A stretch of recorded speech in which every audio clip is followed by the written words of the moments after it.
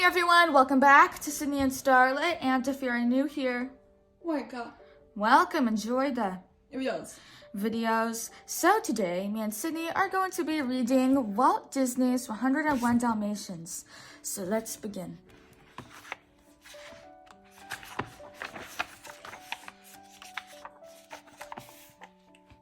Once there were two Dalmatians named Pongo and Perdita. They lived in a snug little house in London.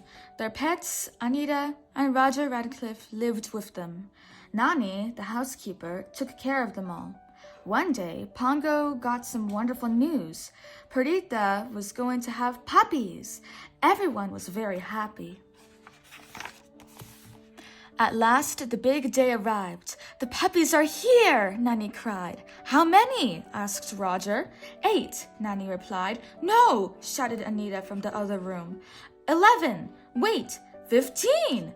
15 puppies. Perdita was very proud. Pongo, you old rascal, said Roger. He thought the puppies were wonderful. They'll get their spots when they're a little bigger, Nani told them. Suddenly, there was a clap of thunder. In swept Anita's old friend, Cruella de Vil. Her long fur coat trailed behind her. I see the puppies are here at last, she said. I'll buy them all. They're not for sale, replied Roger. You'll be sorry, Cruella snapped as she stormed off. Pongo and Perdita were happy to see her leave. But Cruella wasn't finished. They can't stop me, she cackled.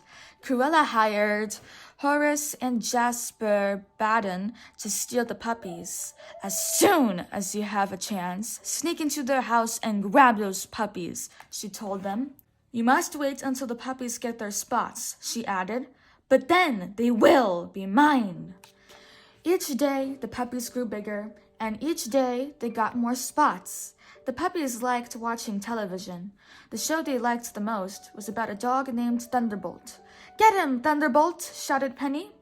Time for bed, Pongo said when the show ended. Aw, Dad, we're not sleepy, said Lucky. After the puppies went to bed, Pongo and Perdita went to the park. They took Roger and Anita with them. But as soon as they went out, Horace and Jasper went in. Jasper locked Nani in the attic. Horace put all the puppies into a big sack. They took all the 15 puppies. When Roger and Anita returned, Nani told them what had happened.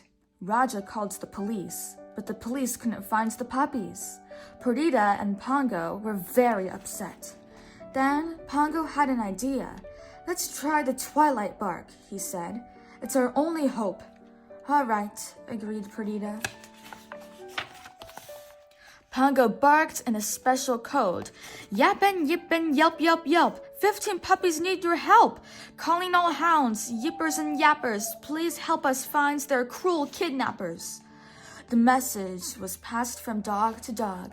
It woke up Tozer, a bloodhound who lived way out in the country. Humph, growled Towser to Lucy the goose. A message from the city, an important one too. I'd better tell the folks on the farm.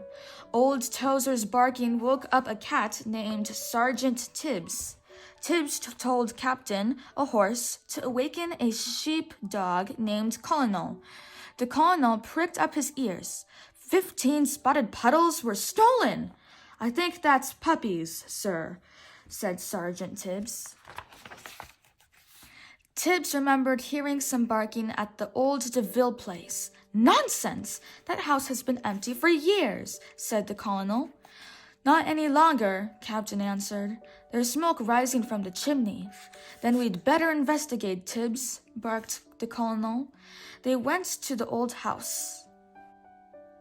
Sergeant Tibbs slipped into the house. What a surprise! He saw 99 Dalmatian puppies. 15 of them were huddled in front of the TV. Those must be the ones, Tibbs said. He raced back to tell the others. The colonel sent a message. Dog by dog, the message was passed from the country to the city. Listen, Purdy, said Pongo. It's the Great Dane. He has an answer for us. The two Dalmatians raced to meet the big dog. The puppies have been found at the DeVille place, the Great Dane said. We must go at once, cried Perdita. When they got to the country, Sergeant Tibbs and the colonel were waiting for them. Follow us, said Sergeant Tibbs. There's no time to waste. They sneaked into the old house. What does Cruella want with all these puppies? They heard Jasper ask. She says she's going to make them into a coat, Horace answered. A dogskin coat, cried Perdita. How cruel! She counted the puppies. Pongo, she whispered. There are 99 puppies here. We must take them all home with us, Pongo replied. Let's go. Sergeant Tibbs led the way. Horace and Jasper didn't see them leave. They were too busy watching television. The Dalmatians followed Tibbs to the barn, but they weren't safe yet. Horace and Jasper had finally noticed the puppies were gone. They were following their tracks in the snow. Here they come, shouted Tibbs. We'd better do something. We'll hold them off, Captain told Pongo. The Dalmatians escaped out the back door, and Captain gave the Baddens a swift kick when they came through the front door. Pongo and Perdita led the puppies through a snowstorm. Suddenly, Pongo heard a car. Quick, hide, he urged. The dogs hid under a bridge. Luckily, Horace and Jasper didn't see them.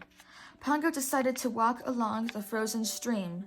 That way, Horace and Jasper couldn't follow their tracks. Home seemed very far away. My nose is froze, whimpered Lucky, and my tail is froze, and my toes are froze. All puppies were tired and hungry. Just then, Pongo heard a friendly bark. Follow me, said a collie. I have a place for you to stay. The collie led them to a warm barn. Some friendly cows gave the puppies plenty of milk to drink. Soon, 99 puppies were fast asleep in the hay. Pongo and Perdita thanked the cows and the collie. Tomorrow morning, you can go to the village, said the collie. A Labrador retriever will meet you there. He'll show you how to get home. The next morning, Pongo and Perdita continued on their way. Pongo knew that Cruella would be looking for them. He tried to brush away their tracks with a branch. But Cruella saw the tracks. They're headed for the village, she shrieked. When the dogs reached the village, the Labrador was waiting for them. He led them to an empty blacksmith's shop. I've got a ride for you, he said. A van is leaving for London soon. There's room for all of you. But Cruella and her men had reached the village too. Cruella was angry with Horace and Jasper. Find them! Find them now! She shouted. Pongo, how will we get to the van? Perdita whispered. Just then, Lucky said, Patch pushed me. He was covered with soot. He pushed me first, Patch whined. He was covered with soot too. That gave Pongo an idea. He rolled in the soot. Look, I'm a Labrador. Come on, Purdy, let's all be Labradors. Soon, all the Dalmatians were covered in soot. We're going to fool the nasty lady, the pups giggled. The van was getting ready to leave. Better hurry, said the Labrador. One by one, the puppies got into the van. They almost made it, but the last puppy got stuck in snow. The snow washed off the soot. There they are, Cruella cried. The van pulled away in the nick of time. After them, Cruella shouted. Cruella drove too fast for the slippery road. Watch out, cried Horace. But it was too late. Cruella's car tumbled down a hill. Everyone landed in the deep, soft snow, but the car was smashed to pieces. Back in London, Anita and Nanny, were decorating the Christmas tree. Roger was too upset to help. I miss Pongo and Purdy so much, said Anita. I know, answered Nanny. Sometimes at night I think I hear them bark, but it always turns out to be a dream. Wait, cried Anita. Did you hear that bark? Nanny flung open the door.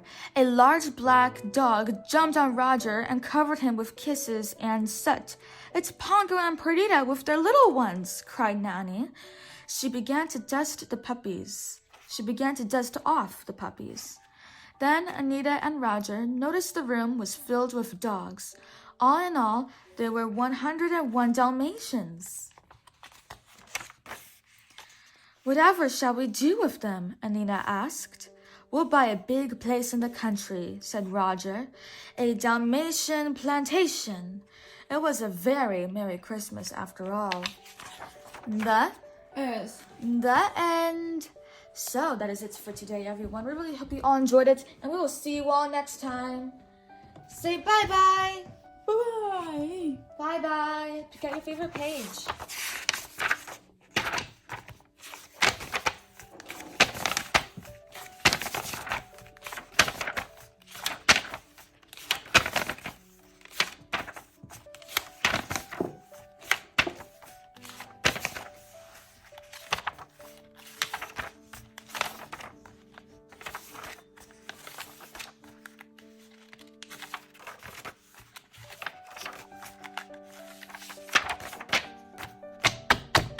It's a good page.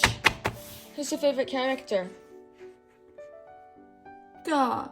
Dog. All right. Bye-bye.